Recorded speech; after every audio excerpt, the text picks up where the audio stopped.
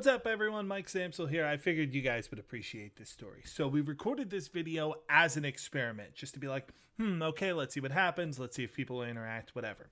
So I'm the one recording this on my end. I'm a radio guy. I'm not a video guy. So we set everything up. We got everyone connected. We have everyone's audio.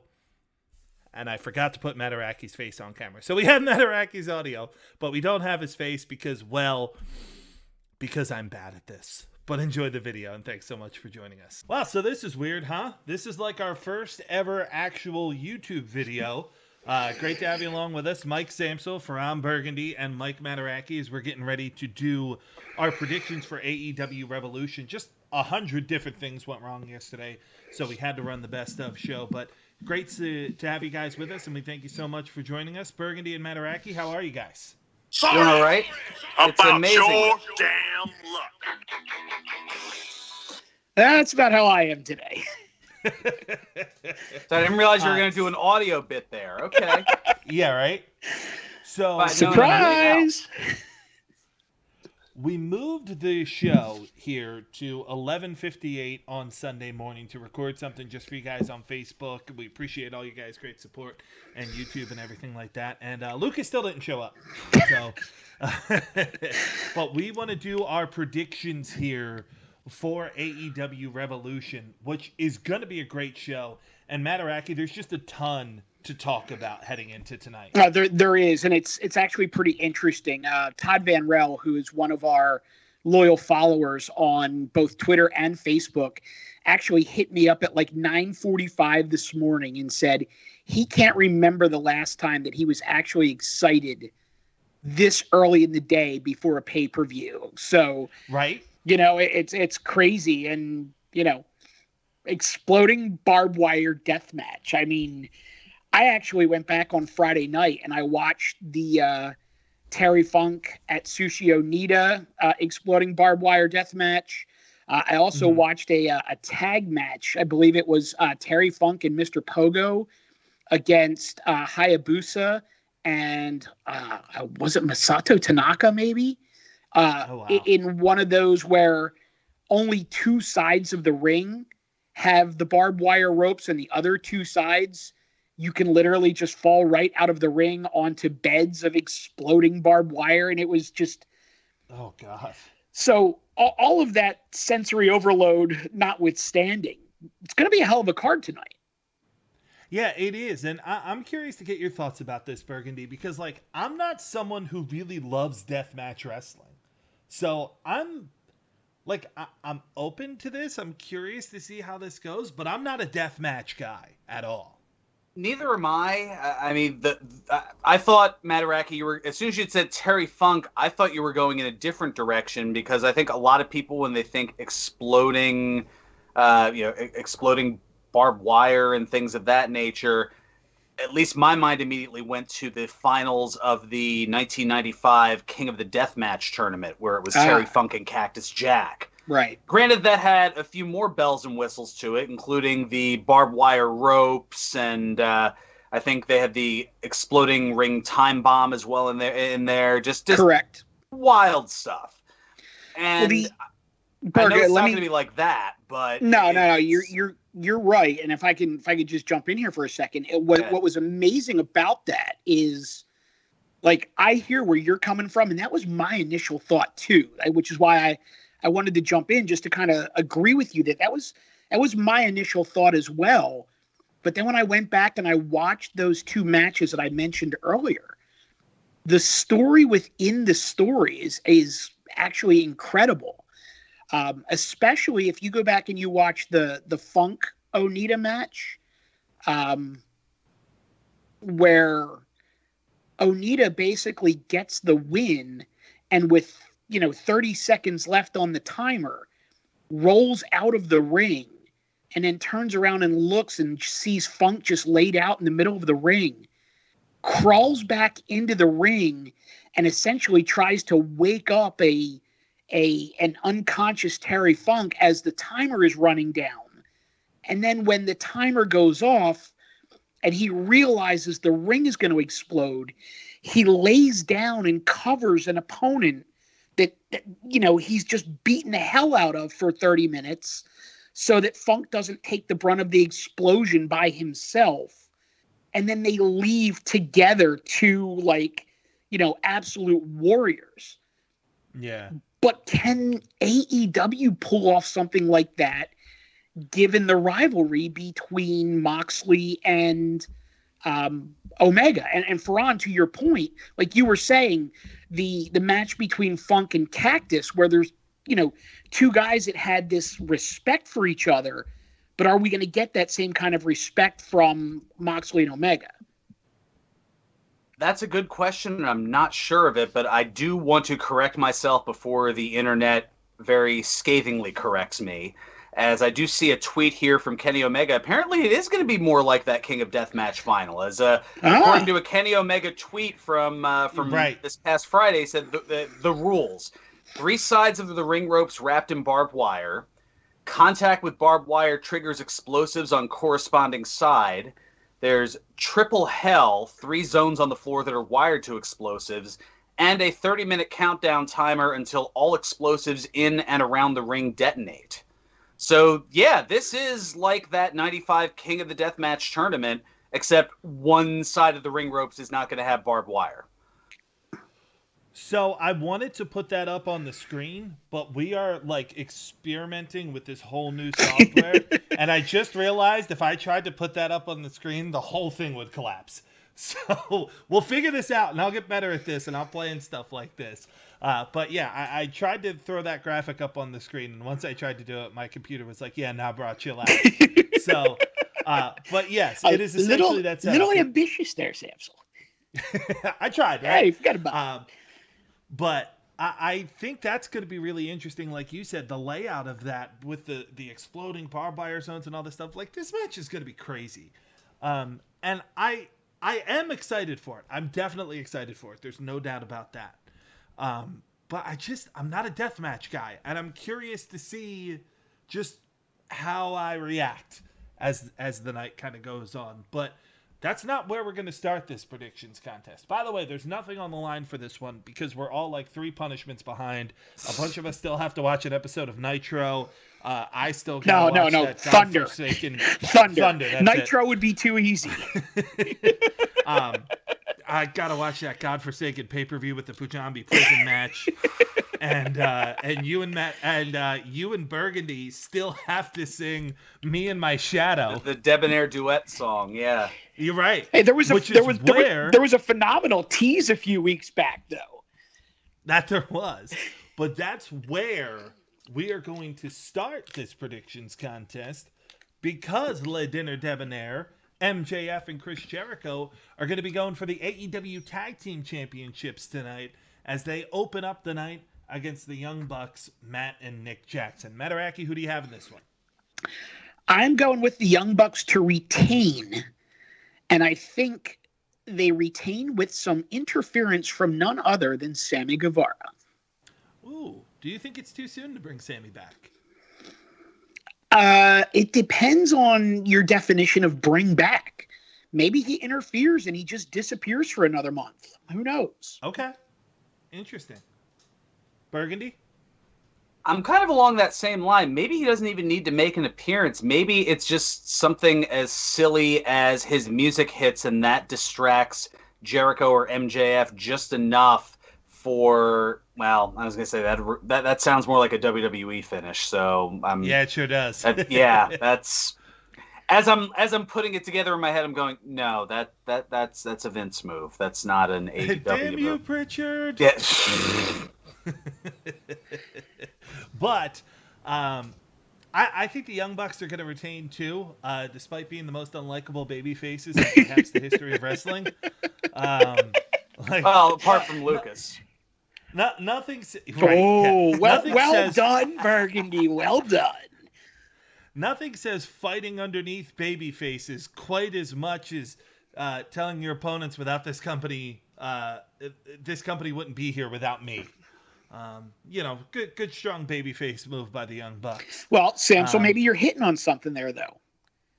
Because do we haven't the Young Bucks turned heel 8 times this past year? Though they have, but do we? do we, instead of them just going full-blown heel, is this where Jericho turns babyface? But then there would have to be something to break up Jericho and MJF. Like, I don't think you can have a tag team where one's a defined heel and one's a defined face, can you? Not necessarily, but maybe this is the beginning of the Jericho MJF feud. Right, right. I mean, something strikes me about the fact that they're going to have, I think they said like 2,000 fans there. And you know they're all going to be singing Judas. Jericho's going to revel in the entrance. And then what happens from there? It's going to be interesting. Right. Yeah, it really is going to be fascinating. Going to be one worth watching.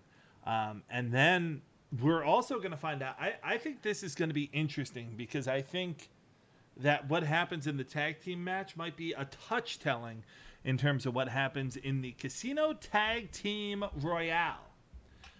Who do you guys have winning in that one? The Casino Tag Team Royale features currently Bear Country, Alex Reynolds and John Silver, Evil Uno and Stu Grayson, Santana and Ortiz, The Butcher and the Blade, Private Party, Death Triangle featuring Pac and Rey Fenix because Penta El Cielo Mero is in a match later.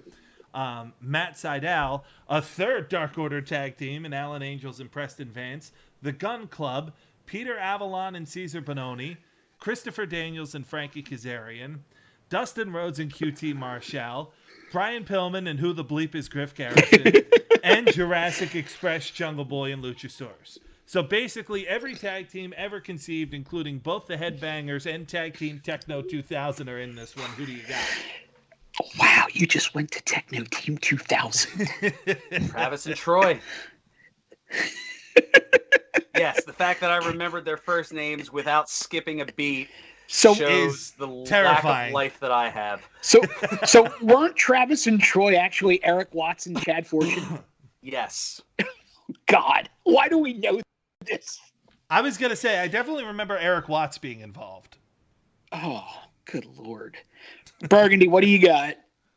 Well, I don't think I ever gave my official pick on the tag title match. I'm agreeing that the Young Bucks are retaining, whether it's by a clean win or not. Sorry. Huh? I just kind of glossed over it. I just didn't, again, before I get scathingly corrected, hey, he didn't make a pick. I gotta cover my bases here. Man, I mean, this is a heck of a lineup, and I mean, a few of these folks I've worked with without name dropping, so including Bear Country. That's the one name drop that I know they're new to the fray, so I'm kind of intrigued. All right, well, maybe they'll have an impressive showing. But, geez. I think, it depends on who has the victory here. Now, if we're presuming that the Young Bucks are going to retain, oh, man. I mean, just based on the numbers, you'd have to think that the Dark Order has the best chance. Yeah, someone from the Dark Order, right? Yeah. It would be really cool to see John Silver and Alex Reynolds get this opportunity, though. That's who I'm leaning towards, with all due respect to Preston Vance, because, we go back to the factory. But I'm going with Reynolds and Silver on this. This one's pretty close, because there's a big old red herring of when that Tag Team Rumble happened, Pac and Rey Fenix were the only ones that got their own entrances. Mm-hmm. And Pac and Rey Fenix against the Young Bucks could have the most flippy-dippy indie match in the world, which would be fun to watch. I'm going to be wrong, so I just want to throw this out there at the top. This pick will be incorrect, but I'm going to pick with my heart, and I'm going to go with Jurassic Express. Interesting. And the reason that was one I was torn with. Yeah. The reason that I deadpan interesting like that is because I have to go the other way and just take the red herring. Okay. And I'm literally in the exact same boat as you, where my two choices in this are the team that got their entrance in Pac and Rey Fenix, or Jurassic Express. So if you're going with the Express, I'll go the other way. I'll take the red herring. On the buy-in, we're going to have a tag team match. Should have covered this first, but here we are. Decisions were made. Rio and Thunder Rosa against Dr. Britt Baker, DMD, and Rebel.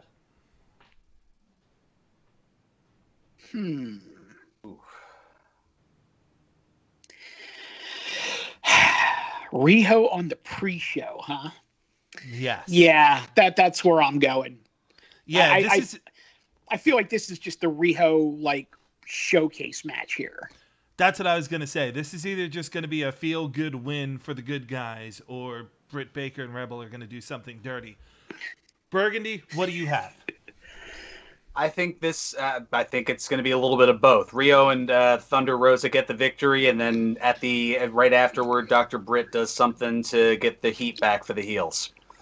I'm going to pick Dr. Britt Baker, DMD, and not Rebel. Because remember on Dynamite on Wednesday night, when she said Rebel is injured, and if she is, I get to pick a tag team replacement.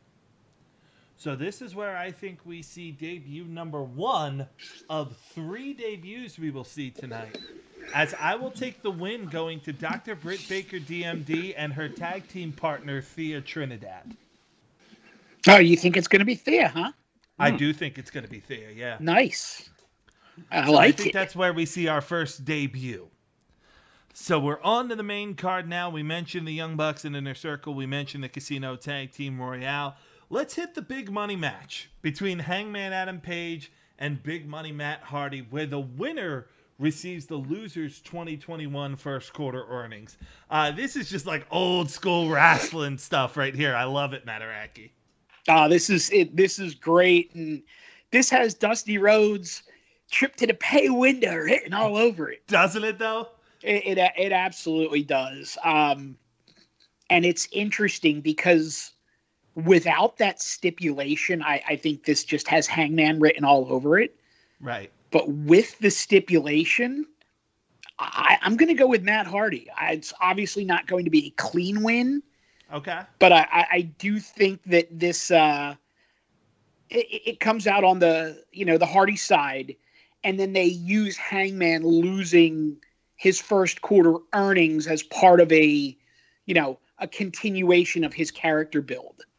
Okay, interesting. How about so he's got no friends and he's got no money. Yep. Next, he's going to lose his girl and everything. It's going to be like a country song. No, that's exactly what I'm thinking. It keeps the big money Matt Hardy thing going, and it continues the downtrodden Hangman Adam Page. I figured that he was going to bounce back from it. I'm not making that mistake again here. I think they're going to continue that downtrodden way. And Big Money Matt is going to come up big money here tonight. I don't. I'm going the other way on this one again. Because if you just look at it from a fun perspective, which is how I'm kind of looking at this one, how much fun would it be to watch Matt Hardy be frustrated at Hangman Adam Page and the Dark Order just running through all of his money? Bringing back, what was it on Being the Elite where they always used to go? They always used to go to Chili's. They had that whole thing going on. Just watching, spending it on booze, stuff like that. I think it could actually be pretty fun to watch the Dark Order and Adam Page blow through Matt Hardy's money and watch Matt Hardy go crazy and trying to rip off more wrestlers to get more money, things of that nature. I could see it. I think that could be some pretty funny vignettes there. If Hangman wins. If Matt Hardy wins, great, but where do you go with it, I think the one concern that I have with that, and this is looking at it from, I guess, an internet wrestler fan perspective, which is a scary thing to do, but I feel like there's going to be a lot of, they're just ripping off of Cameron Grimes, one of those kind of things. Oh, yeah, fair enough. Yeah, hopefully not. I hope it's not that way. Thanks for watching our video, though. Yeah. It's probably not the smartest thing to do is continually rip our fan base. I'm not mentioning any names in particular. It's more of just the general, the royal we, as it were. Right. Correct. Another tag team match. We're going to have Miro and Kip Sabian against Orange Cassidy and Chuck Taylor in a tag team feud that started, I think, in 1996. Boy, this has been going on for a long time, it feels like. It has. So who Burgundy? do we have in this one? Yeah, Burgundy, what do you got? That would make sense. I mean, Miro probably bullying Chuck Taylor for his lunch money in 7th grade. That sounds about right. In Bulgaria. Yep. In Bulgaria. I'm all about it, yeah. Yes, yeah. Oh, man. I'm not really sure, but I feel like there's still a lot of momentum with Orange Cassidy. I'm leaning toward best friends on this one. Yeah, feel good win. What about you, Materacky? I agree with Fearon in that there is still a ton of momentum with Orange Cassidy, but I feel like best friends can lose this match and it does nothing to hurt Orange Cassidy at all. I feel like this just becomes a big Miro spot fest. But Chuck Taylor takes the fall and Miro and Kip Sabian get the win. So what are we doing with Miro, right? That's kind of what we need to figure out here. Which is why I think he needs to get the win. You're spot on with that. Because it's just kind of floating around and doing a bunch of nothing. Which, this I think is actually the hardest match on the card to call tonight. You're right.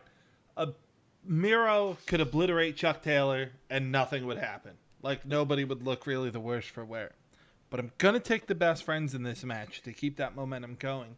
And I wouldn't be surprised if here is where we either start to see the seeds being planted or just flat out Miro looking like a monster going nuts by beating up Kip Sabian. And that being his way out of this. Interesting. So I'm going to go with the best friends in this one. And hope Trent is feeling good, enjoys it, and gets back in the ring soon. The next one we're going to go with, let's go with the Face of the Revolution ladder match for the future AEW TNT Championship shot. There are 6 people in this match. Cody Rhodes, Scorpio Sky, Penta El Cielo, Lance Archer, Max Caster, and Tiba. That would be the number 6. Even though I flashed up 7. I forget we're on video. I got into this business to talk, not math. Who will be TBA and who will win Mike Materacky? Oh, are we assuming that the TBA is the same person that Paul White has said will be debuting with AEW? I am not. Okay, if you are not, then I am going to go with the TBA as none other than NWA World Heavyweight Champion Nick Aldis. Ooh. And Nick Aldis gets the win. Oh.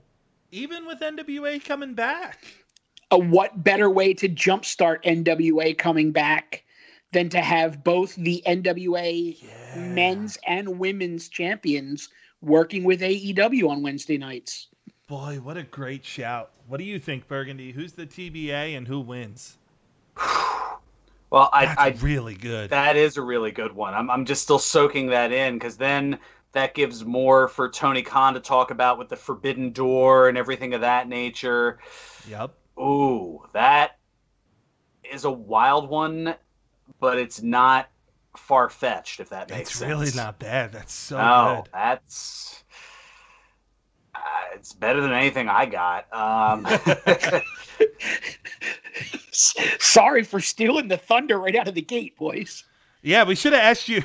You should have went last. We should have laid this out better, so you could have come in with the big, Yeah, you did the home run swing, and I'm just kind of like, man, I'm just gonna dribble a grounder softly to the pitcher here. Well, unlike professional wrestling, we're unscripted. That's correct. This is also true. Man, I I don't even know. I've been trying. Part of it too is I've been trying to avoid the interwebs for rumors, For sure. spoilers, things of that nature. So I don't. I legitimately have no idea who it could be. I'm not trying to. I like to be legitimately surprised. I went on the same rant a couple of months ago with the Rumble. Right. I just don't like to hear any type of spoiler or anything. The Paul White thing was out of nowhere, and that had my jaw to the floor. And I want a similar reaction here tonight. So, yes, it's a cop out for abstaining, but I could throw any name out there. I don't know. So who do you think will win, though? Who do I think will win?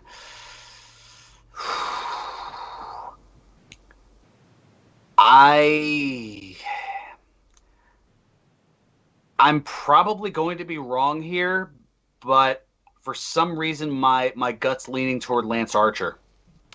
I think Lance Archer would be a great winner in this match. I really do. And I think Archer could kind of use something big. But I'm not sure that they're going to go that route just because good guy Lance Archer against good guy Darby Allin for Darby the Allin, championship. Yeah. However, I will go two ways here. I am also going to take the TBA to be the winner, Materacky. And I have TBA being none other than our second debut of the night, All Ego Ethan Page. Karate. I think All Ego Ethan Page is going to make his AEW debut tonight, and I think that's going to be a great way for him to come in, is going to be getting the win and winning this AEW TNT Championship match. I like it. Yeah, if you're going to have him come in and make him look strong. I'm also curious if we're going to see, because keep in mind, they're not on the card tonight. Nothing involving FTR is on the card tonight. We saw Arn flash up the 4 on Wednesday evening with the potential 4 horsemen building there. And I wonder if we see any progression in that storyline in this match where perhaps Cody Rhodes goes the heeliest of all heels and becomes the leader of that new 4 Horsemen reboot. I think that might be something worth keeping an eye on here. So let's stay with that for a second, because I actually have a question for the two of you. Okay. With Arn Anderson coming out and flashing the 4 fingers during Dynamite, exactly, do we feel that that was him giving his endorsement? Or do we feel that that is him actually diving in as a de facto second or third manager, if you want to believe that J.J. Dillon is in for more than a one-shot? I'm gonna kind of go the cop-out route here. Boy, what a great, Cody this past year, right? This year plus, really, since AEW has debuted, has been, and he's been great at it, but he's been the white meat babyface, right? Mm-hmm. Boy, what a cool way to kind of shock everyone and turn Cody heel than to have him be involved, and that 4 being Arn's endorsement. And then you have the 2 generations, Cody being flanked by Shawn Spears and by FTR. There's that whole chairman of AEW thing when Shawn Spears absolutely took Cody's head off a couple of years back. Mm-hmm. So that might require some explaining. I don't know if they're ready to turn Cody heel yet, though. So I'm going to say that was just a well done, good to see you, boys, and maybe not much deeper. Berg? I'm leaning a little bit more towards Samsel here. I think that was just a little nod, a little wink to the crowd, but nothing, just to get people talking and speculating. Right. But I don't know. I could be wrong, and usually am. But I think in this case, sometimes a spoon is just a spoon, and sometimes 4 is just 4. Now, I can absolutely see where you guys are coming from on that. The only piece of this that intrigues me, for lack of a better term.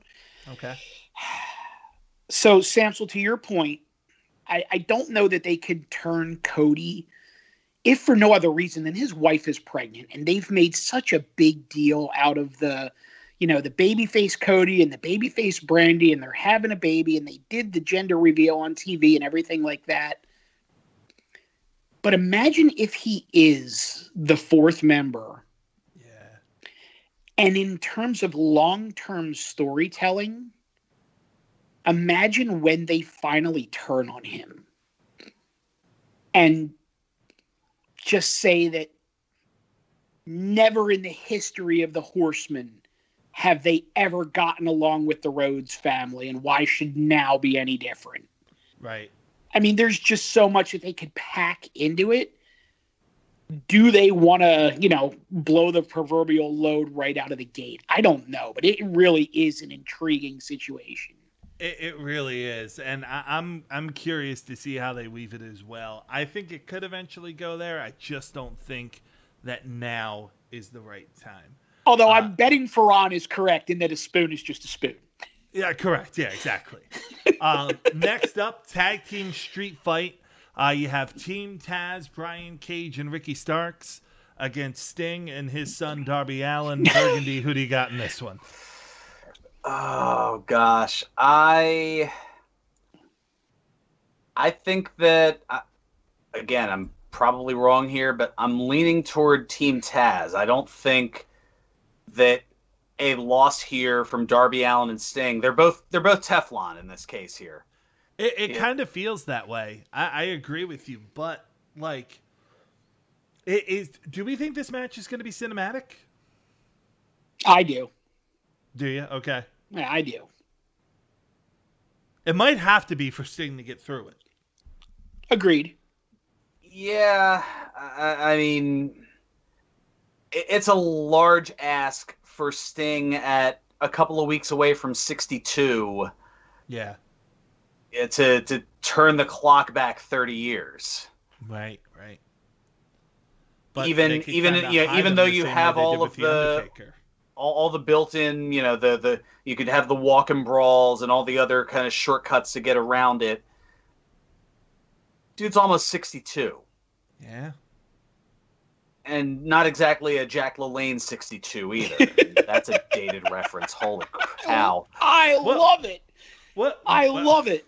All right. So first off, you have Tony Schiavone mentioning that Sting's never looked in better shape on Wednesday night. That was kind of like, I'm not sure about that. Two, who the hell is Jack LaLanne? Wow. You are a young buck, no pun intended. Oh, gosh. Jack LaLanne was like the original TV kind of fitness show guy back in like the 50s and 60s, I want to say. Oh, okay. Yeah, I mean, he did it well before, Richard Simmons made it popular, decades later. But he was, big about physical fitness and promoting that sort of thing. Juicing. Literally juicing, not figuratively. Juicing. Not Rasslin juicing. Yeah. Not Rasslin juicing, but no, he I think in his later years he had like one of those juice extractor machines that he sold on the infomercials and things like that. God. And he did a lot of various physical fitness feats. But the guy was jacked into well into his 80s. Oh wow. Well, yeah, so that's what you came here for this wrestling predictions video for, a history lesson on who Jack LaLanne is. I mean, when he was 40, the dude swam the entire length of the Golden Gate in San Francisco underwater with 140 pounds of air tanks and other equipment strapped to his body. Why do you know that's amazing that you knew that right off the top of your head and totally weren't reading that. I'm a fountain of I was going to say misinformation, but that's not true. That would make you Captain Lou Albano. That would be the Gorilla Monsoon line. I'm or just a former president. Fountain of useless facts. There we go. There we go. Who do you got, Materacky? So I'm sorry, what was the question? An excellent point. The Team tag team Taz brawl. or Ricky Starks against Darby Allin and Sting. Oh, This is going great. I think this is tailor-made for Sting's comeback. I think this is a situation where they quote-unquote take Sting out within the first couple minutes of the match. You don't see him for a while. They just isolate Darby and beat the living tar out of him. And then all of a sudden, Sting comes from out of nowhere. Fire and brimstone, no pun intended, makes the save. Beats up Cage, beats up Ricky Starks. Darby all of a sudden regains his senses, winds up being the one who gets the actual win, but can then point to Sting as being the one who saved the match for him. And I feel like that's the formula for success here. So I'm going Sting and Darby. I think Team Taz kind of need this one though. I agree with your point, Burgundy, that like a loss here doesn't really hurt Darby Allin because he still has the championship, and a loss doesn't hurt Sting because he's 60 bleeping too. So I think you're gonna see Team Taz get the win in this one. So we have a couple of more things to break down here. Next one, Women's World Championship match, as it's Hikaru Shida taking on Ryu Mizunami. I kind of feel bad for Ryo. This was supposed to be a bit of a star-making tournament, and most of the star got made on YouTube and Bleacher Report, and we didn't actually see her on TV a whole lot. And you understand why, with her being over in Japan and just the shows looking very different and what have you. I think that Hikaru Shida is going to win here. But you talked about beating the tar out of each other, as we saw in the little bit of a tease that we got on Wednesday night. I think these two ladies are absolutely going to go all out in this one. I would agree with that. I think you are going to see a very Japanese strong style match out of these two women, but I'm right there with you. I think they absolutely annihilate each other, but at the end of the night, it's going to be Hikaru Shida retaining that AEW Women's Championship. Burgundy? I think Shida retains, and the real winner is both of their doctors for what they're going to have to treat with all the welts and bruises after this one.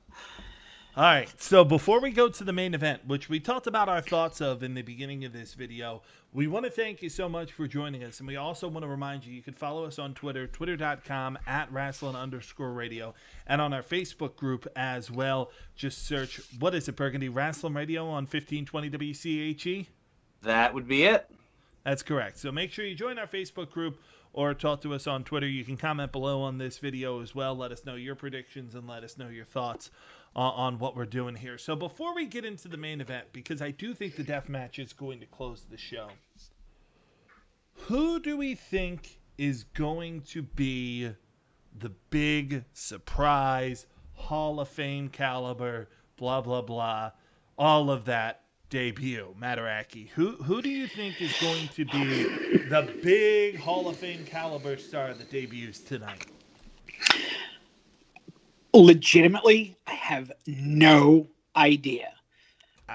Which makes the speculation fun. Which is phenomenal. I love the fact that I really just, I mean, there's not even there's no hint, there's no whisper. I mean, okay, I'm not going to say there's no whisper. There's been some speculation, and there's been a couple of former WWE superstars who have played into it and teased it a little bit. Sure have. A la Kurt Angle. I am going to go a little bit outside the box here, and I'm going to go with an actual legitimate member of the WWE and the TNA Hall of Fame, one Bully Ray. Oh. Okay. That's definitely a fascinating one, because Tony Khan was actually on Busted Open this past week and mentioned, like, absolutely, this is going to live up to it. This is one of my favorite wrestlers of all time. And just a little cheeky boy smile there from Mark Henry, which is another little red herring. So I'm watching you, Mark Henry. I'm on to you. I don't think it's going to be him. We saw Kurt Harding, Jesus Christ, Kurt Angle kind of release a red herring video, saying that he's coming back and it's not over. But I don't think it's going to be him either. I think it's going to be Kazuchika Okada. Interesting. I think that this is going to be playing into that Forbidden Door thing. And I think you're going to see Okada debut, playing into maybe my next prediction, leading into the next rivalry for the AEW World Heavyweight Championship. So I've got Okada.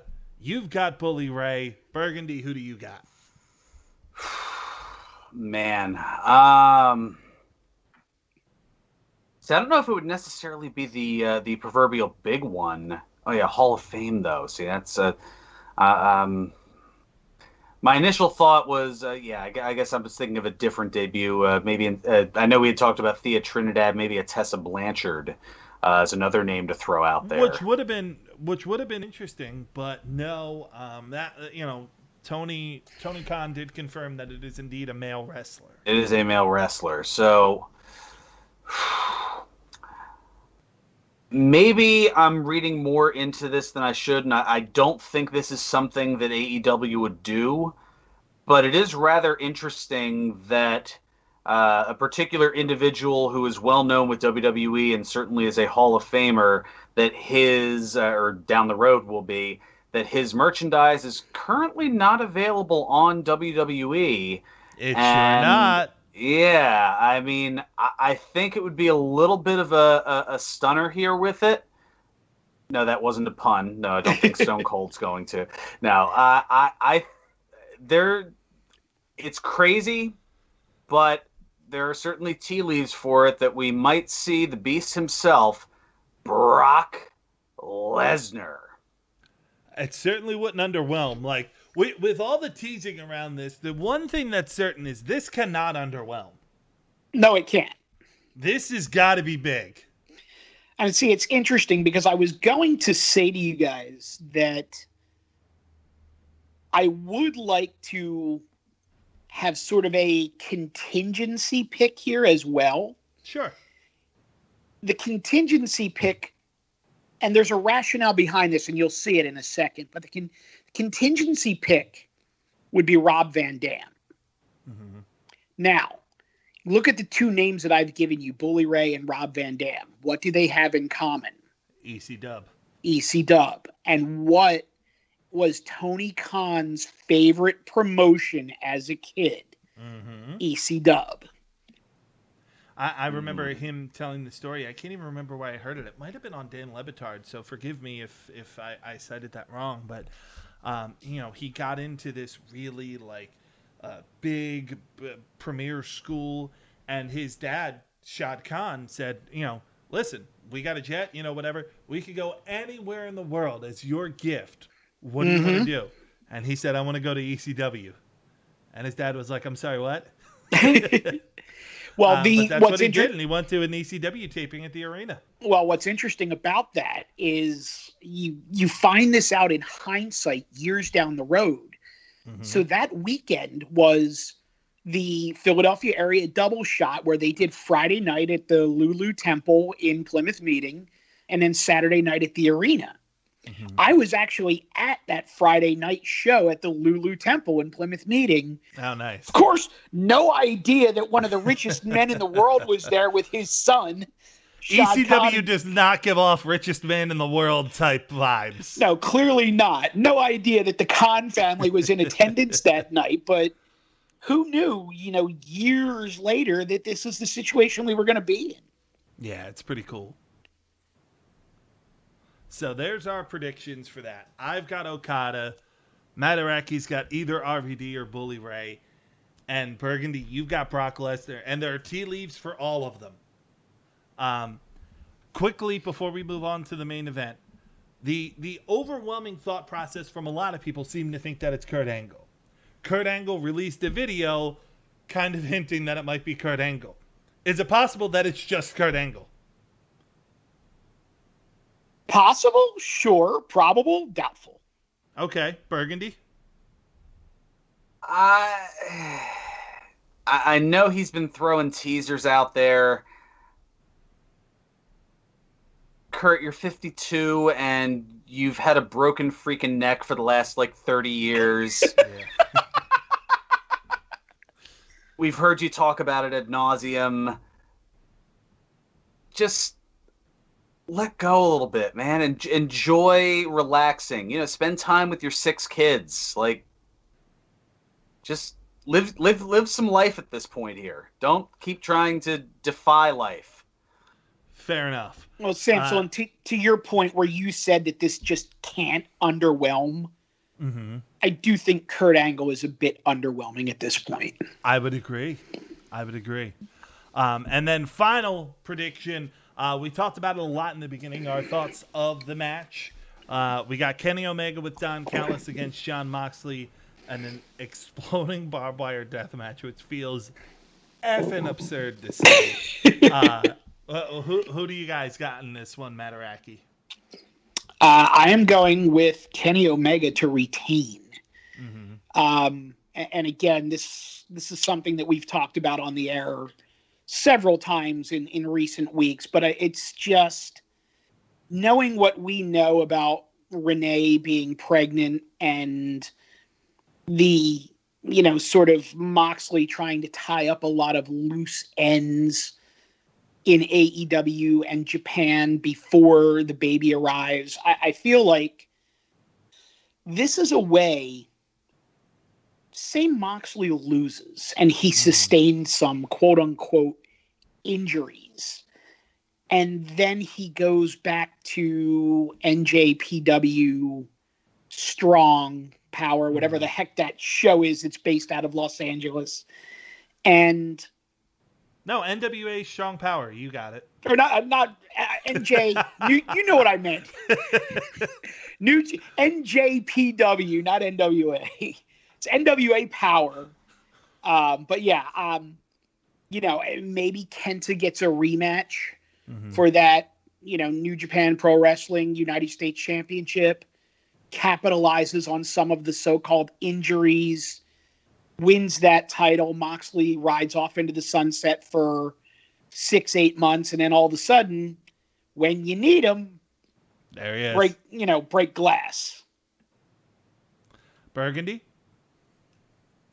Couldn't have said it better myself. That's I'm thinking that, this is a way to get Moxley out for, not that wrestlers call it paternity leave, but essentially paternity leave. That's basically what it's going to be. Spending some time with the soon-to-be newborn. I think this is a good way to do so.